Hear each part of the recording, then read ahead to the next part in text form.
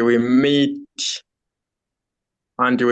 with different village leaders, and we assess the two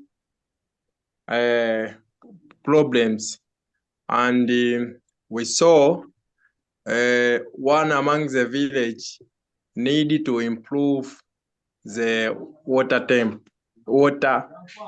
pump, and in the next village there is the need of digging a big borehole, and we talked with someone called Luasa, Rural Water Supply. Okay. And he advised us to find someone who can go and survey the area. Okay, After thank that, you. Edgar, can I stop you there because we come on to that later? We'll yes. talk about Oh, that part later. yes. Okay, it's in the agenda later. So thank Okay. you. Well, you're very welcome, Edgar. I know you've been working with Kevin for some time, and Yeah. also welcome to Marina and Charlotte for those people who weren't here at the beginning.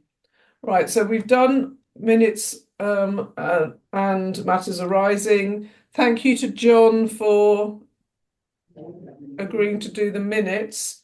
Unfortunately, Kevin's not here, but item 4 is we have talked previously about having a local rep for Rukwa, which is why Kevin has been working with Edgar for some time.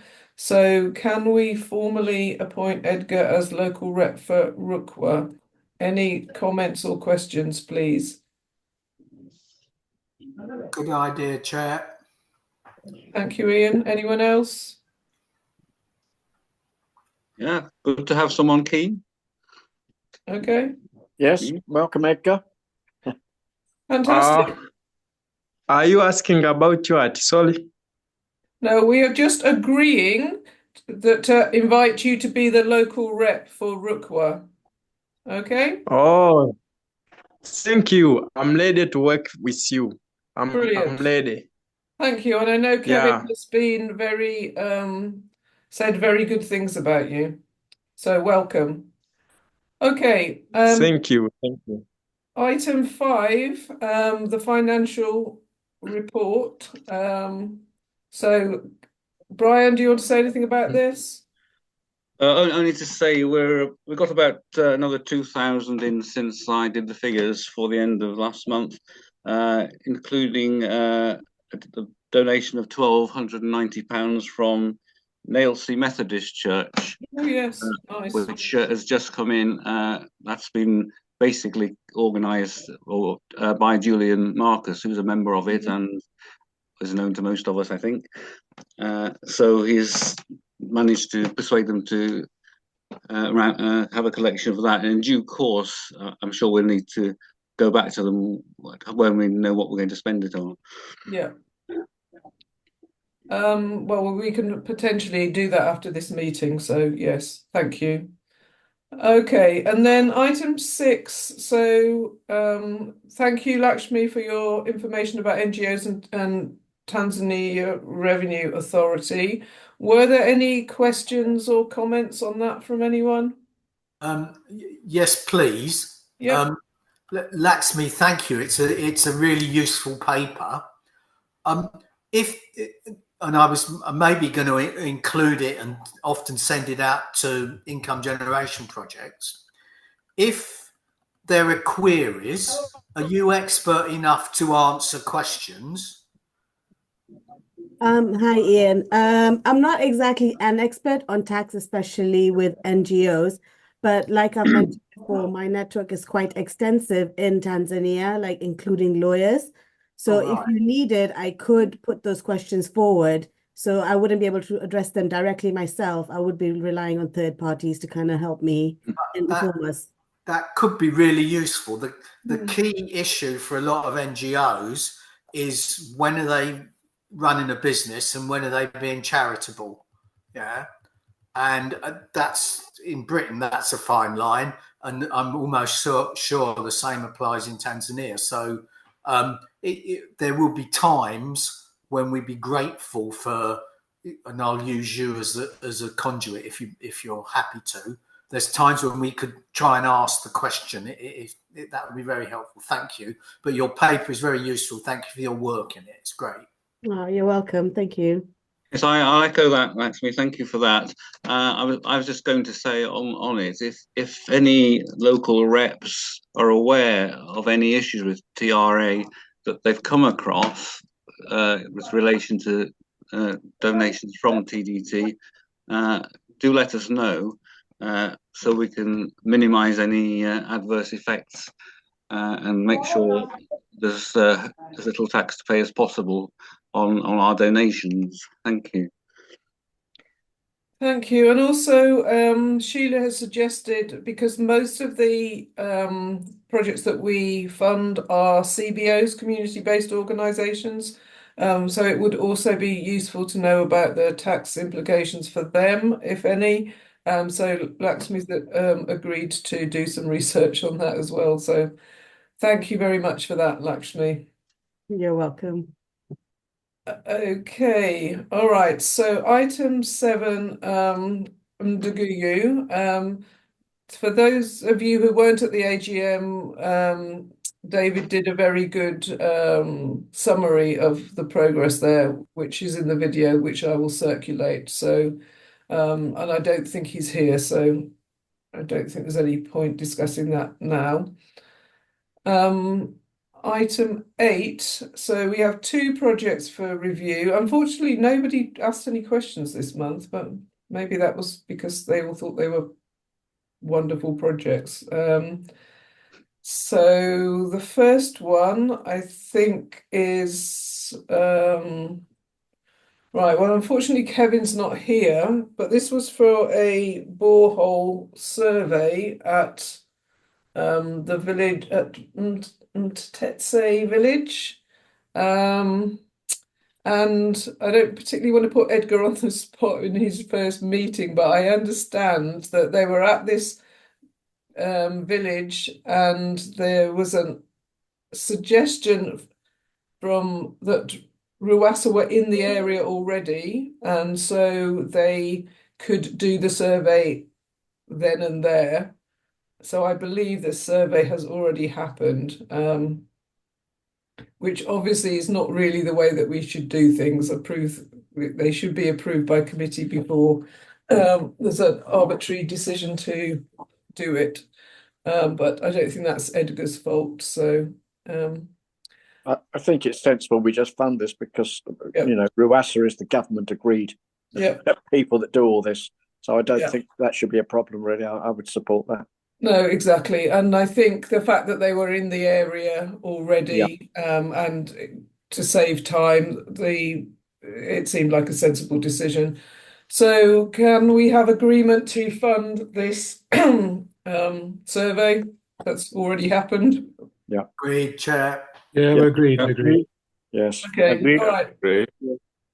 All right, so Edgar, we have agreed to fund the survey. So when you get the information from RUWASA, then please send it to me and Kevin. Okay. Okay. I suggest we perhaps pay it from the Tanzanian account when we have the details, given that it's a relatively small amount. That would be sensible. Yes. I'll organise that when Yeah. PRS comes in. Yeah. Okay, thank you. And then presumably we will get another application for the actual borehole, assuming that the survey was positive. Okay, so the next project is 875A Matambulu Garden. Brian, Patrick, do you want to say anything more about this? Well, I'll start just to say, just the background is that this came about during meetings we've had with about the General Matambulu and the Deaf project in Dodoma region, as this is the most effective way of getting the project to some sort of to self-sufficient, because the vast amount of land there is there. And I certainly think if people have had a chance to look at the budget, it's very detailed and wide-ranging, with not only to do with getting the land productive, but in training and organising an income through marketing and sales. So as there's no questions, I'm hopeful that people are convinced enough by that. Patrick, do you want to say anything more? I have nothing more, but we're really looking forward to have such funds so that we can really expand the garden, and also we can earn some income so that we can be self-sustainable for the center. Yeah. Okay, I think this is a really good project, and it should help with actually making the Deaf project more sustainable. So I would certainly fully support this. Do we have any questions, comments, or can we support this? Just to say that I'll be going out there in December. I'll be going to see it with Patrick showing me around. So I'm very interested to see what's going on. Fantastic. So, all right. So can we support this then? Good for me. Yep. Good. Yes. Good. Yes. Yeah. That's great. I think it will need work with Patrick to monitor the how quickly it happens. It's a lot of work involved, but it's all laid down in the proposal. So I'm sure we'll be able to report quite soon on progress. Wonderful. I think Kevin's also due to pop into Dodoma soon as well. So good. He mentioned he might meet Patrick. I don't know whether he's heard. That would be fantastic. Okay, brilliant. Thank you, folks. Okay. Yep, that's agreed. Yep. Agreed. So item 9, update from fundraising. Sheila has sent her apologies, John, unless she's just joined. Which I don't think she has. So yeah, she's joined. Yes, I've got that. Oh, she's joined. Oh, she's there. Right. I'll take her off apologies. Hello, Sheila. I half apologise. We forgive you.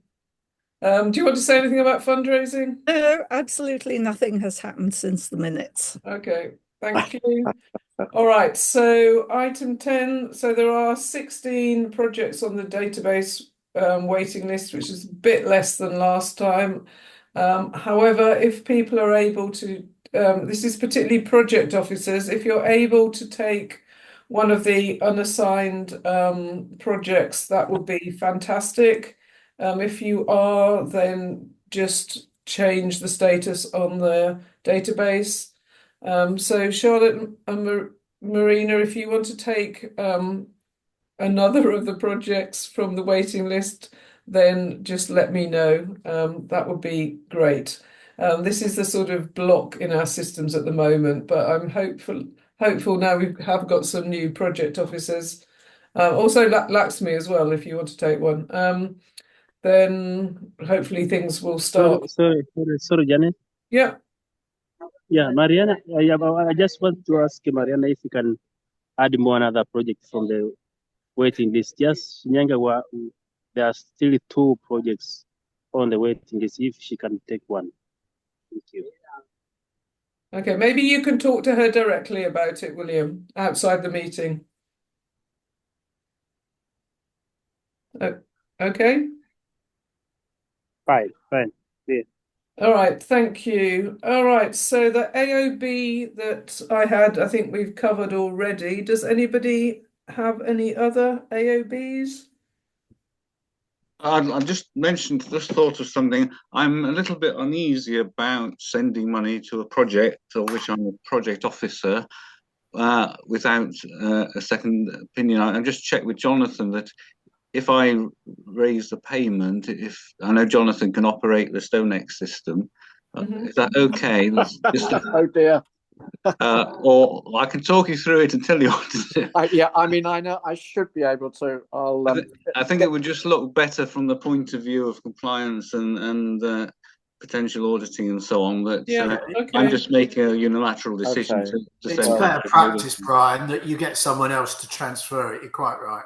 Yeah, I think I'm happy to do it, Brian. And thank you. And Janet is the backup. We'll Janet is the liaise on backup that. to Jonathan. So, Yeah. Okay. We'll liaise on that. Yeah. Okay. Yeah, sure. Also, if there is, would it be helpful if there was somebody else on the team that is able to do StoneX, approvals and transfers? Because I think there's only the three of us now. Is that right? Yes, that's all there's ever been, I think, Janet. Yeah. Well, I mean, and you always need two. So would it be sensible to have another person? Well, just to explain, I don't normally need anybody on the international transfers because it's set up as a standing order. So basically, because it's been approved by two signatories, the standing order, StoneX automatically take any money. But I'm certainly happy that if somebody else would like to be indoctrinated in the subject, it's actually very straightforward. But it's a sort of thing, unless you do it frequently, you tend to forget which screens what. Is there anybody? Yes, if there's anybody to add, especially obviously if I'm not around, and Jonathan off sometimes away too. Yep, good idea. Okay, so if anyone's prepared to do that, then please tell Brian and he can set you up. Okay, all right. Well, this was a particularly short meeting, so Can I ask one thing, Janet? Yep. The next meeting, is it a longer one? No, the next one's January. So the next long one is the January meeting, yeah? Okay, thank you. Okay, just for benefit of new people, we have what we call strategy meetings every 3 months. The last one was in October. So the next one will be January. They're slightly longer. I mean, they're only probably an hour and a half usually, but we try and discuss more strategic things. And we're also hoping to have a strategy day end of February, early March, which anyone who can get to London would be very welcome. Okay, all right. Well, just on that one, I did wonder. I know it's a bit later, Janet. We heard in the AGM there was going to be another Tanzanian event, a bit like last year, the 61st anniversary, the end of April. So I wondered whether that was another possibility for those of us who've travelled.